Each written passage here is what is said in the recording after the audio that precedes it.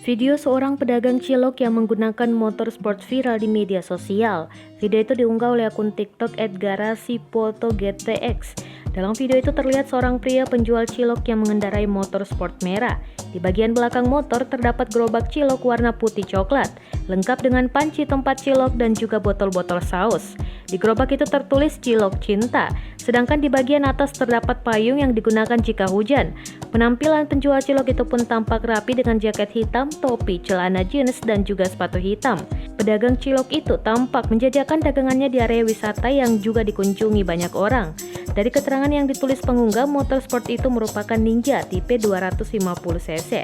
Unggahan ini pun mendapat banyak komentar dari netizen. Banyak netizen yang memuji penjual cilok tersebut karena tidak malu berjualan dengan motor sport.